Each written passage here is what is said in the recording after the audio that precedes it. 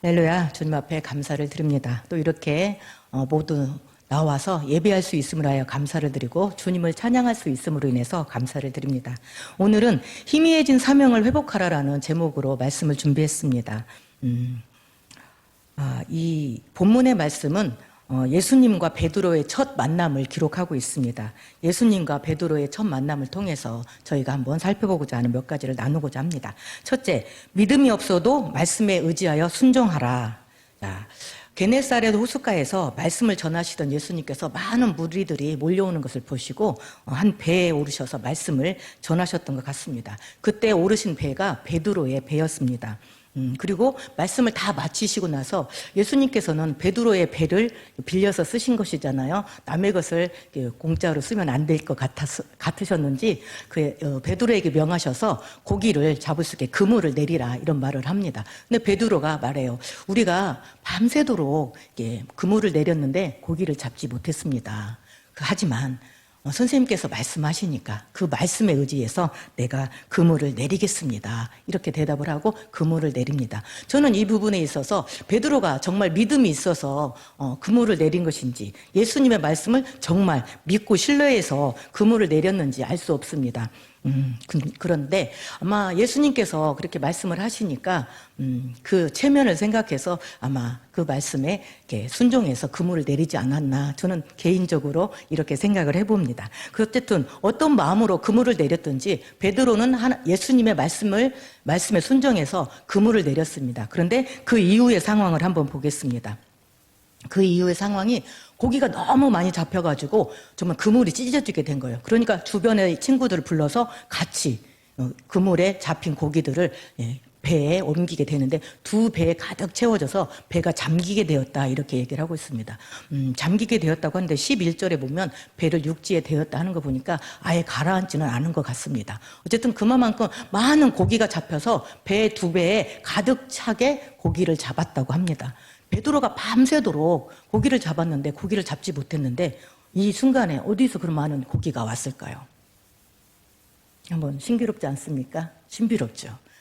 이것이 바로 하나님의 능력이라고 저는 생각을 합니다. 예수님께서 베드로에게 그물을 내려라 말씀하셨을 때 그 말씀에 순종해서 그물을 내렸을 때 예수님께서는 하나님의 능력으로 많은 고기들을 잡히게 해주신 거라고 저는 믿습니다. 이때 비로소 베드로는 예수님께서 평범한 사람이라는 걸 알고 그 무릎 앞에 무릎을 꿇습니다. 그리고 주여 나는 죄인이로소이다. 나를 떠나십시오. 이렇게 자기가 죄인이라는 걸 예수님을 믿지 못했던 그 마음을 그 앞에 고백하는 부분이 나옵니다. 어쨌든 이 상황 가운데서 이제 예수님께서 그 베드로를 제자로 부르시는 부분이 나옵니다. 10절에 보면 이제 후로는 내가 사람을 취하리라 라는 말씀으로 베드로를 제자로 부르십니다. 그리고 앞으로 이 베드로를 통해서 하실 사도적 사명을 베드로에게 말씀해 주십니다. 바로 사람을 낚는 어부가 되리라고 말씀을 해 주시죠. 마태복음 4장 19절을 한번 띄워주시겠습니까? 마태복음 4장 19절에 다 같이 읽도록 하겠습니다. 나를 따라오라. 내가 너희를 사람을 낚는 어부가 되게 하리라. 하나님께서는 예수님께서 베드로를 부르시고 베드로에게 이제 후로는 내가 사람을 취하리라. 이제 사람을 낚는 어부가 되리라. 이렇게 말씀을 해주십니다. 이 말씀을 따라서 베드로는 모든 것을 다 버려두고 예수님을 따릅니다. 첫 제자가 되는 부분이 나옵니다.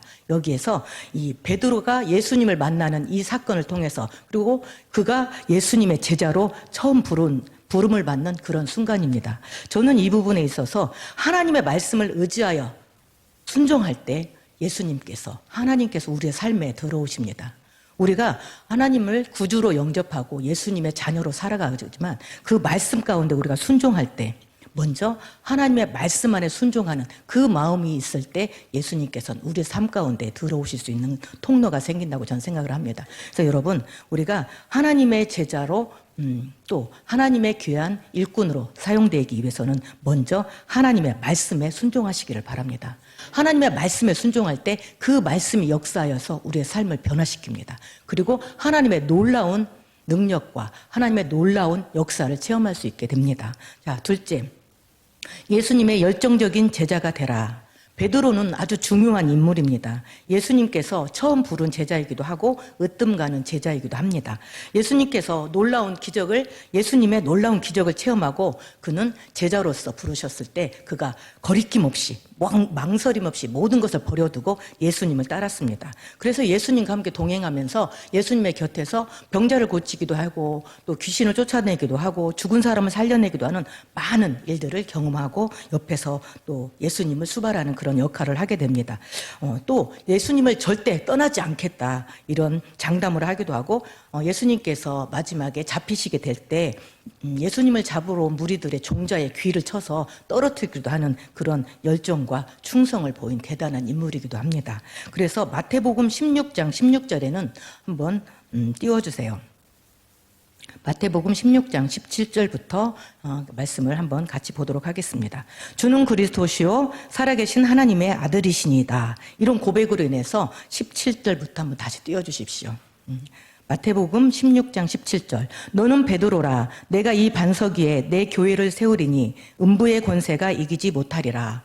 내가 천국 열쇠를 내게 주리니 내가 땅에서 무엇이든지 매면 하늘에서도 매일 것이요 내가 땅에서 무엇이든지 풀면 하늘에서도 풀리리라 하시고 곧 하나님으로부터 천국 열쇠를 받은 인물이기도 합니다. 이 베드로는 로마 교회의 초대 교황이기도 합니다. 이렇게 위대한 인물이 바로 베드로입니다. 그러나 그가 예수님을 만나기 전에는 갈릴리 호수에서 고기를 잡는 일개 어부였다는 것입니다. 그런데 그곳에서 예수님을 만나고 그의 삶은 완전히 변화되었습니다. 하나님의 말씀을 전파하는 능력 있는 제자가 되게 하셨다는 것입니다. 그리고 그는 예수님을 만나고 성령 충만함을 받았을 때 그는 놀라운 주님의 제자가 되어서 수많은 영혼들을 구원으로 인도하는 삶으로 변화되었습니다. 주님 앞에서 열정적인 제자의 삶을 사시기 바랍니다. 우리의 삶을 하나님의 능력의 손에 맡기시기를 바랍니다. 하나님께서 우리의 삶을 당신의 도구로 들어 사용하실 때 많은 영혼이 우리를 통해서 하나님께로 돌아오는 역사가 있을 것입니다. 그리고 이 땅에 하나님의 나라가 확장되어지고 하나님께 영광 돌리는 역사가 일어나게 될 것입니다. 또 여러분 하나님의 영혼을 구원하는 내 쓰여질 것이다 하니까 내가 신학교를 가야 되는 거 아닌가? 내가 전도사님이 돼야 되는 거 아닌가? 목사님이 돼야 되는가? 아닌가? 이런 고민을 하지 마십시오. 목사님이 되지 않아도 전도사님이 되지 않아도 신학교에 가지 않아도 하나님께서는 우리를 통해서 얼마든지 영혼들을 구원하실 수 있습니다. 각계각층에서 내가 있는 삶의 자리에서 나를 통해서 하나님은 영혼의 열매를 맺게 하실 수 있다는 것입니다. 나의 능력이 아니라 하나님께서 주시는 그 능력으로 내 삶이 하나님의 능력의 손에 붙들려졌을 때 나의 능력이 아닌 나의 힘이 아닌 나의 지혜가 아닌 하나님의 힘과 능력과 지혜로 내 삶이 하나님의 도구로 사용되어질 수 있다는 것입니다. 고민하지 마십시오, 여러분. 지금 목사님께서 지금 제자로 부르신다, 나보고 신학교 가라는 거 아닌가? 아닙니다. 저는 여러분의 삶을 하나님 앞에 맡기고 하나님의 도구로 사용되라는 그런 말씀을 드리고 있습니다. 열정적인 삶을 사시기를 바랍니다. 그러면 여러분들을 통해서 위대한 사업가, 위대한 교육가, 위대한 정치가도 나올 수 있겠죠. 그들의 모든 삶을 통해서 하나님은 하나님의 계획하신 놀라운 일들을 이루시리라 믿습니다. 셋째, 잃어버린 사명을 회복하라. 자, 지금까지는 예수님께서 베드로를 제자로 부르셨고 베드로가 예수님과 함께 다니면서 예수님 곁에서 예수님의 수제자로서 예수님이 하는 모든 사역을 함께 했던 것들을 보았습니다. 그런데 이 요한복음 21장 1절에서 14절에 보면 다른 모습을 발견하게 됩니다. 이 부분은 예수님께서 잡히셔서 십자가에 돌아가시고 이 제자들이 다 흩어진 상황 가운데 이 베드로의 모습을 한번 볼 수 있습니다. 요한복음 21장에 나타난 베드로는 예수님께서 십자가에 돌아가시고 모든 제자들이 다 흩어졌어요. 흩어지고 21장 3절 말씀 한번 띄워주시겠습니까? 한번 다 같이 읽을까요? 시몬 베드로가 나는 물고기 잡으러 가노라 하니 그들이 우리도 함께 가겠다 하고 나가서 배에 올랐으나 그날 밤에 아무것도 잡지 못하였더니 베드로는 몇몇 다른 제자들과 디베랴 호수에서 고기를 잡고 있습니다. 물고기를 잡고 있으나 밤새 아무것도 잡지 못하고 헛고생만 하고 있는 그런 베드로를 발견할 수 있습니다. 그때 바닷가에서 예수님께서 나타나십니다. 새벽 미명에 예수님께서 나타나시는데 이 제자들은 예수님께서 돌아가셨다고만 생각했던 것 같아요. 그래서 예수님께서 나타나셨는데 그렇게 오랜 동안 예수님을 따라다니면서 예수님의 옆에서 예수님을 지켜봤는데 예수님을 알아보지 못하는 것이에요.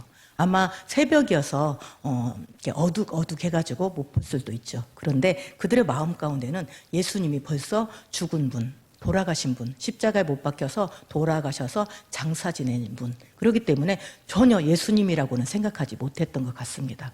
예수님이 그렇게 내가 부활할 것이라고 누누이 말을 했는데도 그들은 그 모습을 발견하지 못하고 있습니다. 자, 요한복음 21장 5절에 한번 볼까요? 예수께서 이르시되 얘들아 너희에게 고기가 있느냐 대답하되 없나이다. 예수님께서는 첫 질문이 너희에게 고기가 있느냐. 어떤 부분이 연상되십니까? 베드로를 처음 만났을 때 그 부분이 연상되죠. 그런데 똑같이 그들도 대답해요. 없나이다. 예수님께서는 그물을 오른편에 던지라. 그리하면 잡으리라. 이렇게 말씀을 하십니다. 이때에 그물을 던졌더니 또 많은 물고기들이 정말 그물을 들 수 없을 정도로 많은 물고기를 잡게 되었다는 부분이 나옵니다. 자, 우리는 예수님 앞에서 우리의 삶의 모든 것들 다 드린다고 하지만 어느 순간에 우리의 모든 신앙들을 다 잃어버리고 또 우리의 신념들을 잃어버리고 예수님 앞에서 다시 예수님을 알지 못했던 평범한 삶, 생활인으로 돌아가서 살아가는 그런 모습이 보일 때도 있습니다. 이 베드로의 모습이 저는 그렇다고 봅니다. 예수님의 제자로서 예수님의 말씀을 그렇게 많이 옆에서 지켜보았지만 그는 예수님께서 돌아가셨을 때 그 모든 믿음을 잊어버리고 이제 한낱 다시 업으로 돌아가서 물고기를 잡고 있는 옛 생활로 돌아가 있는 모습을 볼 수 있습니다. 자, 요한복음 2장 18절에 한번 보겠습니다. 예수께서 사랑하시는 그 제자가 베드로에게 이르되 주님이시라 하니 시몬 베드로가 벗고 있다가 주님이라 하는 말을 듣고 겉옷을 두른 후에 바다로 뛰어내리더라. 자, 예수님께서 물고기를 그물을 던져라 하고 이제 그 그물에 많은 물고기가 잡힌 것을 보고 그때서야 제자들이 어디서 본 모습인데 하고 생각했어요. 예수님이시다. 그 말을 듣고 여기에서 요한복음 21장 8절에 베드로가 벗은 몸으로 이 부분을 한번 주목할 필요가 있습니다. 베드로가 옷을 다 벗어버리고 지금 물고기를 잡고 있는 모습을 한번 연상해 보십시오. 제자의 사명은 어디로 가버렸습니다. 천국 열쇠를 받은 베드로의 모습은 어디로 없어지고 이제 사명감도 방향성도 권위도 다 잊어버리고 낙심해서 고향으로 돌아가서 생업에 종사하고 있는 듯한 모습을 보입니다. 그는 예수님의 기적과 이적을 직접 옆에서 지켜보고 사랑받고 사명을 받았음에도 이제는 그 모든 것이 부질없는 꿈인 것처럼 생활하고 있는 듯 보입니다. 이런 베드로의 모습 속에서 인간의 신념이나 결심이 얼마나 허망한 것인지 엿볼 수 있습니다. 이런 베드로에게 예수님은 나타나셔서 묻습니다. 요한복음 21장 15절 한번 띄워주십시오. 예수께서 시몬 베드로에게 이르시되 요한의 아들 시몬아 내가 이 사람들보다 나를 더 사랑하느냐. 이르되 주님 그러하나이다. 내가 주님을 사랑하는 줄을 주님께서 아시나이다. 이르되 내 어린 양을 먹이라 하시고. 자, 예수님께서는 그 잡은 물고기를 가지고 아침을 지어서 제자들과 함께 아침을 먹습니다. 그리고 이 베드로에게 묻습니다. 요한의 아들 시몬아, 이 사람들보다 네가 나를 더 사랑하느냐 묻습니다. 그럴 때 베드로가 주님, 내가 주님을 사랑하는 줄을 주께서 아십니다. 대답을 하죠. 그런데 예수님께서는 또 그 이후에 똑같은 질문을 묻습니다. 요한의 아들 시몬아, 내가 이 사람들보다 나를 더 사랑하느냐? 베드로가 또 대답하죠. 내가 주님을 사랑하는 줄을 주께서 아시나이다. 그런데 또 동일한 질문으로 3번을 질문합니다. 예수님은 베드로에게 동일한 질문으로 묻습니다. 내가 이 사람들보다 나를 더 사랑하느냐? 그때 이 베드로가 근심해서 대답을 합니다. 예수님, 내가 예수님을 사랑하는 것을 주님께서 아십니다. 그럴 때 예수님께서 말씀하십니다. 내 양을 치라. 내 양을 먹이라. 이런 말씀을 하십니다. 왜 예수님께서는 3번이나 똑같은 질문을 하셨을까요?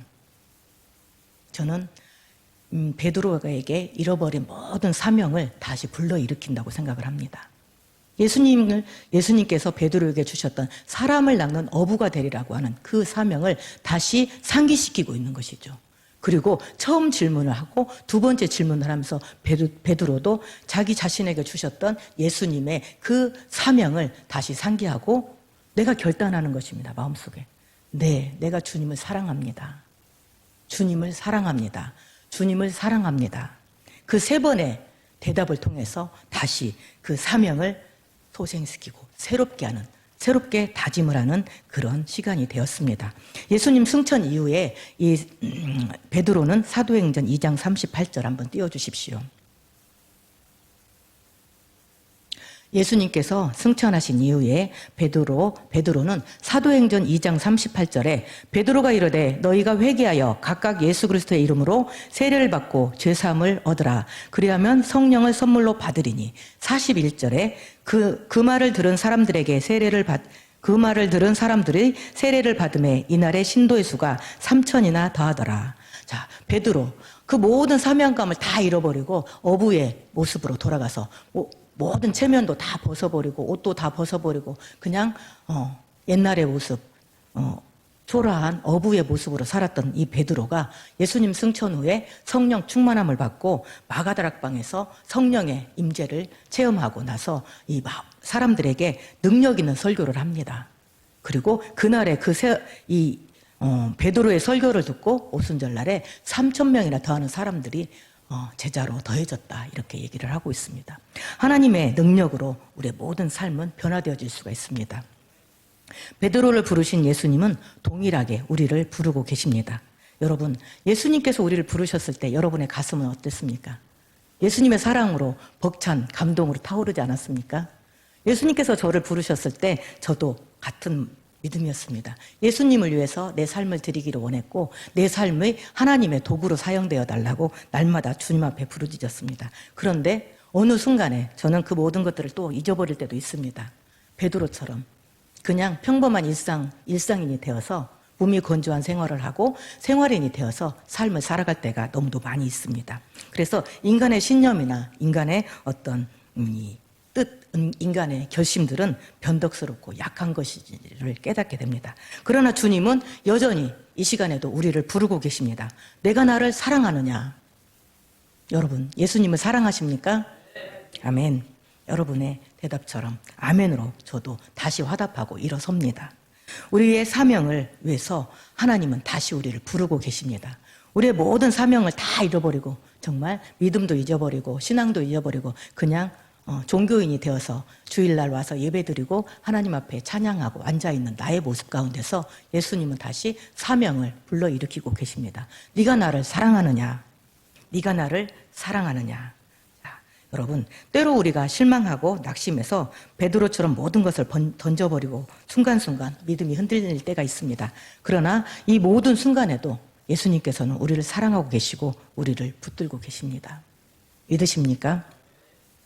자, 저는 베드로의 그 마음을 이해가 됩니다. 베드로가 그물을 던져서 밤새도록 그물을 던지지만 아무것도 잡히지 없는 그 허무함, 그 텅 빈 마음, 그 마음이 제 마음에 있을 때가 있어요. 그래서 저희가 지금 무엇을 하고 있습니까, 예수님? 이렇게 부르짖을 때도 있습니다. 내 삶이 왜 지금 이렇게 빈손입니까? 왜 내 마음은 이렇게 허허롭습니까? 왜 텅 비어 있습니까? 그런데 예수님께서는 그렇게 물을 때 하나님께서는 제게 묻습니다. 네가 나를 사랑하느냐? 그 질문에 저는 아니요, 안 사랑해요, 이렇게 할 수가 없습니다. 여전히 저는 그런 상황에서도 네, 주님 사랑합니다, 이렇게 대답할 수밖에 없습니다. 그런데 하나님께서는 순간순간 그런 허무가 내 삶을 엄습하고 두려움이 내 삶을 엄습할 그 순간에도 예수님은 나를 찾고 계신다는 것입니다. 그리고 나를 부르고 계신다는 것입니다. 오직 주님밖에 없습니다. 주님을 붙드시기를 바랍니다. 주님의 말씀을 붙들고 그 말씀을 의지하시기를 바랍니다. 믿음이 없던 베드로가 말씀에 의지하여 그물을 던졌을 때 정말 하나님의 놀라운 능력을 체험한 것처럼 우리가 믿음이 없을지라도 하나님의 말씀에 순종해서 하나님을 붙드시기를 바랍니다. 그리고 하나님의 능력의 손에 우리의 삶을 들이시기를 바랍니다. 베드로에게 주셨던 순고한 사도적 사명, 곧 내 양을 치라, 내 양을 먹이라, 이 말씀을 우리에게도 던지고 계시고 도전을 주고 계십니다. 여러분, 밤새 그물을 던지는데 아무것도 잡히지 않는 그런 허무함 가운데 있습니까? 그 순간에도 예수님은 우리를 찾고 계십니다. 그리고 주님께서 우리의 사명을 다시 회복해라. 네가 나를 사랑하느냐? 내 양을 쳐라. 네가 나를 사랑하느냐? 내 백성을 돌봐라. 네가 나를 사랑하느냐? 나의 교회를 위해서 기도해라. 이렇게 부르고 계신다는 것입니다. 주님께서 우리의 삶을 맡기시기를 바랍니다. 하나님께서 우리의 삶에 들어오실 때 우리의 삶은 하나님의 계획 안에 동참하게 될 것입니다. 그리고 우리의 삶을 통해서 하실 하나님의 크고 놀라운 일을 기대하시기를 바랍니다. 세상의 풍파 속에서 우리의 가슴은 메말라지고 메마른 광야와 같이 황무지와 같은 우리 영혼에도 주님의 은혜의 담비가 내려지면 우리는 생기를 찾고 기쁨을 찾고 소망으로 다 가득 차게 됩니다. 오늘도 주님은 우리를 부르고 계십니다. 그 부름에 여러분들 아멘으로 화답하시기를 바랍니다. 그리고 주님, 제가 여기 있습니다. 나를 써주십시오. 당신의 도구로 나를 써주십시오. 당신의 복음을 위해서 나를 써주십시오. 당신의 영혼 구원 사역을 위해서 나를 써주십시오. 그리고 우리 교회를 세우는데 나를 써주십시오. 여러분들이 그렇게 아멘으로 화답하시기를 바랍니다. 예수 그 이름 안에 있는 은혜의 풍성함과 부요함으로 우리의 영혼을 채우시기를 바랍니다. 그리고 주님의 부르심에 당당히 나서시는 저와 여러분들이 되시기를 바랍니다. 기도하시겠습니다. 할렐루야. 사랑과 은혜 하나님,